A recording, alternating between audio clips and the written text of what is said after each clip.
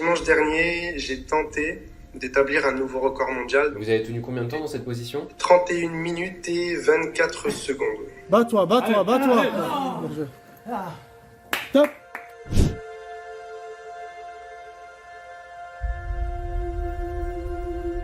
Moi, c'est Silem Boussiaba. J'ai 27 ans et je suis actuellement détenteur de plusieurs records mondiaux dans le milieu du gainage. Dimanche dernier, j'ai tenté d'établir un nouveau record mondial. C'est un record mondial de planche, mais avec du poids sur le dos. Et ce poids, ça représente à peu près 20 kilos. Vous avez tenu combien de temps dans cette position? 31 minutes et 24 secondes. Bats-toi. Le gainage, j'ai commencé cet exercice-là, en tout cas plus particulièrement l'exercice de planche, après une grave blessure dorsale. Au départ, je suis danseur de breakdance. Je suis toujours danseur, j'en faisais à haut niveau.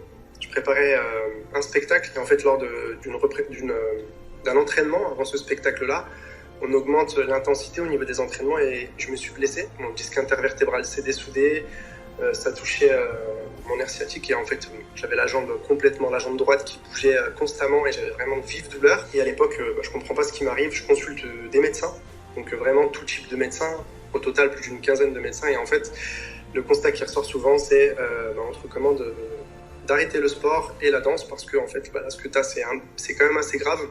Et on va pas te mentir, tu pourras plus faire de sport comme avant. Donc c'est quand même assez lourd à accepter pour moi au départ. Heureusement pour moi, dans mon entourage, il y a un coach sportif qui me conseille l'exercice de planche pour atténuer mes douleurs dorsales. Donc c'est comme ça que je commence tous les exercices de gainage. Au départ, je tiens 30 secondes et je trouve ça horrible. Je trouve toujours ça horrible d'ailleurs.